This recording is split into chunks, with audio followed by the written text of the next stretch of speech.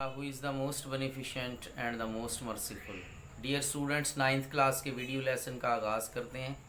Text book का page number 15 है और उस पर यूनिट नंबर 2 की ग्लॉसरी आपके सामने है।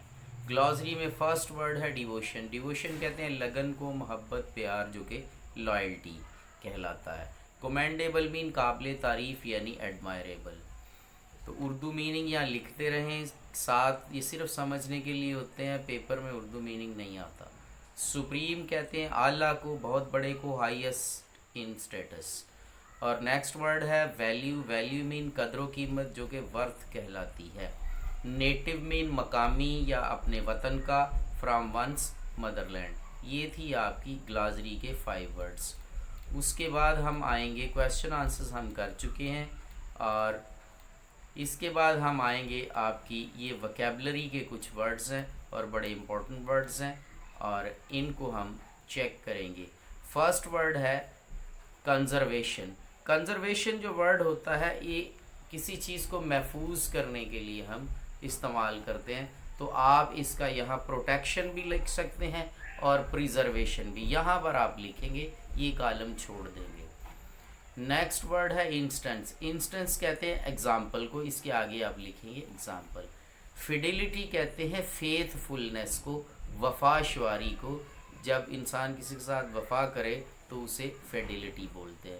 शील्ड कहते हैं प्रोटेक्शन को यानी तहफ़्फ़ुज़ को। प्रोटेक्शन इसका लिखेंगे।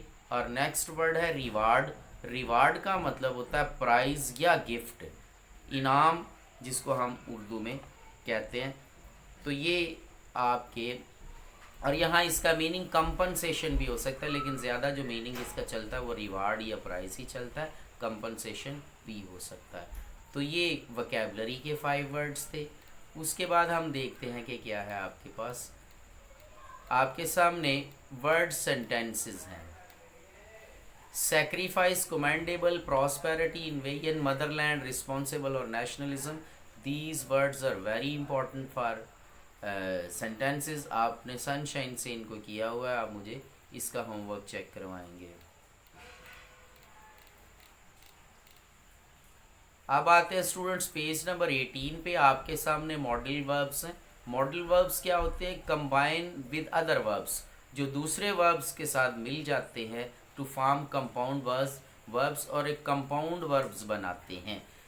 तो modal verbs and their functions जो हैं वो हम स्टडी करेंगे। चंद एक मॉडल वर्ब्स, इधर ये मॉडल वर्ब्स लिखे हुए हैं। Can, could, may, might, would, to indicate possibility, किसी चीज़ की मुमकिनात को बताने के लिए इस्तेमाल होते हैं।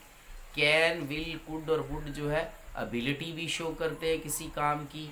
और मस्ट, विल और शैल जो है किसी चीज़ के इंडिकेट सर्टेनिटी, किसी चीज़ के यकीनीपन का इजहार करते हैं। माइट, शुड, आर्ट जो है इंडिकेट प्रोबेबिलिटी के यानी गालब अमकान के लिए इस्तेमाल किए जाते हैं।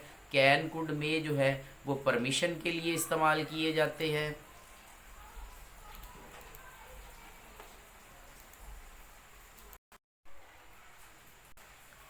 शुड, मस्ट, नीड और आर्ट टू जो है वो ऑब्लिगेशन के लिए यानी फ़र्ज़ के लिए इस्तेमाल किए जाते हैं। और यूज़ टू जो होते हैं वो माजी की किसी आदत को बयान करने के लिए इस्तेमाल किए जाते हैं। अब हम एग्जाम्पल में देखेंगे कि कैसे। मे को इस्तेमाल किया हुआ जी। May I ask you a few questions, क्या मैं आपसे कुछ सवाल पूछ सकता हूँ? तो इसमें परमिशन मांगी गई है।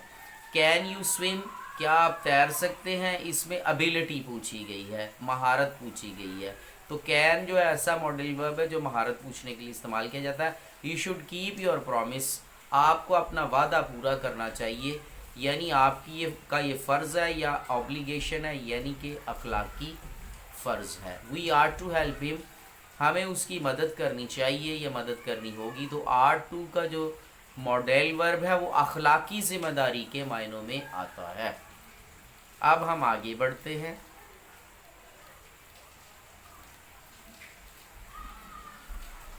ये आपकी एक्सरसाइज है, बड़ी इंपॉर्टेंट एक्सरसाइज है। Identify the kinds of sentences following sentences.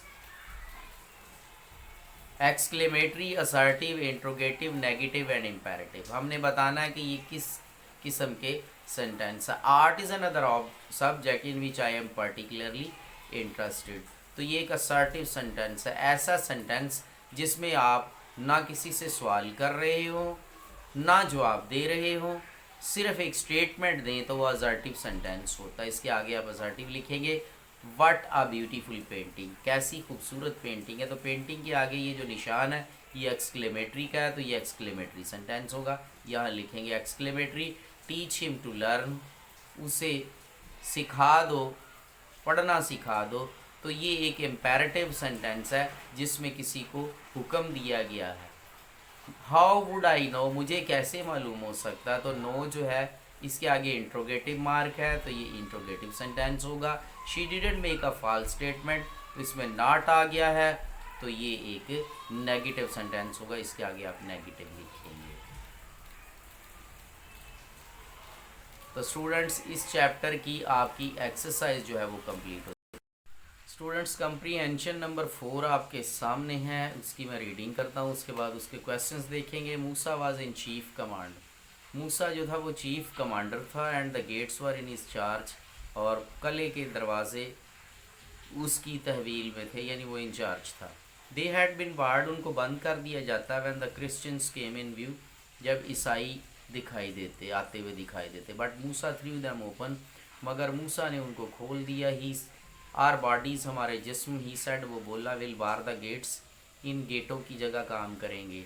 The young man were kindled bye such words, नौजवान अफराद उसके ये अल्फाज सुनकर बहुत जोश में आ गए। And when he told them, और जब उसने उनको बताया, we have nothing to fight for, कि हमारे पास लड़ने को कुछ नहीं है, but the ground we stand in, सिवाय उस मैदान के जिस पे हम खड़े हैं। एंड विदाउट दैट, और उसके बगैर, we are without a home, हमारा कोई घर भी नहीं है, और कंट्री, ना कोई मुल्क है। They were ready to die with him, वो उसके साथ मरने को तैयार हो गए। विद सच अ लीडर, एक ऐसे लीडर के साथ मिलकर। द मूरश कैवेलियर्स, मूरश कैवेलियर्स जो कि हबशी सिपाही थे, सिपाहियों के दस्ते थे। परफॉर्म फीट्स ऑफ ब्रेवरी, उन्होंने बहादरी के कारनामे सर अंजाम दिए। द प्लेन, मैदान में। Which divided the camp from the city, जो कि उस कैंप को शहर से जुदा करने वाला मैदान था। अब हम पढ़ेंगे इसके questions. Who was the chief commander, chief commander कौन था। And what was in his charge, और उसकी तहवील में क्या था। तो ये आपको पहला ही आंसर यहाँ से मिल रहा है, यहाँ से। मूसा वाज द चीफ कमांडर, आपने इसको कर देना, कमांड की बजाय कमांडर कर दें। मूसा वाज इन चीफ, आपने इन को काट देना है, तो ये बन जाएगा Musa was chief commander, ER लगा लें। And the gates were in his charge, तो ये यहाँ तक इसका आंसर बनेगा। When were the gates barred, gate कब बंद कर दिए जाते थे, तो यहाँ से इसका आंसर बनेगा दे हैड बिन बार्ड, उनको बंद कर दिया जाता। When the Christians came in view, जब ईसाई आते हुए दिखाई देते।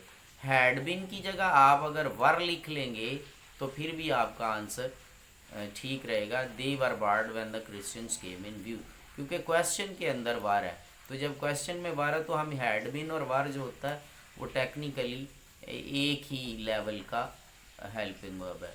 हु थ्रू दैम ओपन, किसने उन गेट्स को खोला था। तो ये बट का लफ्ज़ नहीं इस्तेमाल करना, आपने यहाँ से लेना है कि Musa threw them open, Musa ने उनको खोल दिया था, तो ये आंसर होगा Musa threw them open. What did Musa say, Musa ने क्या कहा। तो ये देखिए, our bodies he said will bar the gates, ये यहाँ तक आएगा, लेकिन आपको करना ये पड़ना है कि ये जो कॉमास वगैरह हैं ये हटा देने हैं, और ये जो ही सेड है इसको आपने पहले कर देना। यहाँ पर आपने ले आना है ही सेड को। तो he said our bodies will bar the gates, तो ये ही सेड मिड में ना रहे, आपने ये जहन में रखना है। ही सेड और फिर आर बॉडीज इन्वर्टेड कॉमास में चलता रहेगा, आर बॉडीज, और ये वाला कॉमा भी ख़त्म हो जाएगा, विल बार द गेट्स, और सिर्फ ये वाले दो कॉमास बाकी रहेंगे। और उसके बाद पांचवा क्वेश्चन है, what effect had his words on the young man, young man पर इन अल्फाज के क्या असरात मुरतब हुए। तो ये यहाँ से आप लेंगे the young man were kindled bye such words, नौजवान आदमी इन अल्फाज से बड़े मुतहर्रक हो गए, जोश में आ गए। बस इतना ही इसका काफ़ी है कि जोश में आ गए। और उसके बाद हमारा छठा और लास्ट क्वेश्चन है, what divided the city from the camp. कौन सी चीज़ जो थी वो कैंप को डिवाइड करती थी शहर से। तो ये आप इसका ये ले सकते हैं,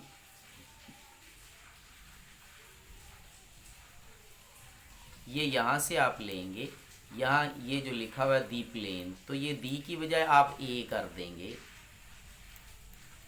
अ प्लेन विच काट देंगे, a plain divided the camp from the city. ये यहाँ तक इसके छठे का आंसर बन रहा है। तो ये स्टूडेंट्स आपकी कंप्रीहेंशन एक्सरसाइज थी। इसको दोबारा आप अपनी स्क्रीन पे चेक कर लें कि कहाँ से कहाँ तक किस क्वेश्चन का आंसर बन रहा है, ताकि इसकी कोई कन्फ्यूजन बाकी ना रहे। और exercise number 4 is also very important. और ये आपका आज का लेसन